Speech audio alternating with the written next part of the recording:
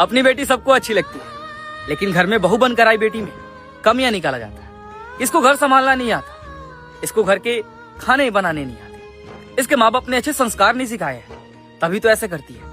लेकिन अपनी बेटी में चाहे 1000 कमियां क्यों ना हो, लेकिन अपनी बेटी है। उसकी गलती देखते हुए भी उसे समझाया जाता है, लेकिन बहू की गलती देखकर उसके माँ बाप पर उंगली उठाया जाता है। इसके माँ बाप ने संस्कार अच्छे नहीं सिखाए हैं, इसके माँ बाप ने क्या ही सिखाया है।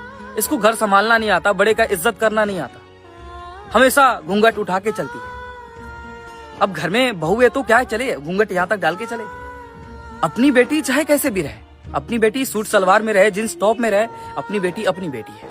लेकिन बहू अगर सूट सलवार भी डाल ले, इसके माँ बाप ने संस्कार नहीं सिखाए हैं। लेकिन अपनी बेटी कुछ भी पहने तो अपनी बेटी है।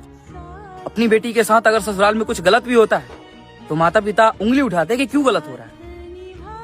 वही दूसरी की बेटी के साथ आप जो गलत कर रहे हो, अगर उनके माता पिता आप पर उंगली उठाए तो वो क्या सही लगेगा आपको? लेकिन अपनी बेटी तो अपनी बेटी होती है।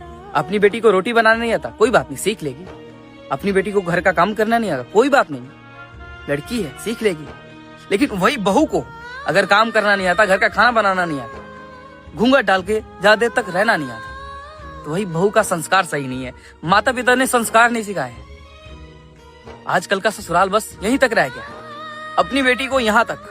लेकिन दूसरे घर की आएगी बेटी जो बहू बनकर आई है, उसे नौकरानी जैसा खटाते हैं, उसे काम करवाते हैं, उसे सबका ध्यान रखते हैं कि सबका ध्यान रखो, जो भी करो तुम ही करो, हमारे घर में तुमसे बढ़कर अब कोई नहीं। तुम नौकरानी हो, तुम काम करने वाली हो, तुम बहू हो, तुम जो भी हो तुम।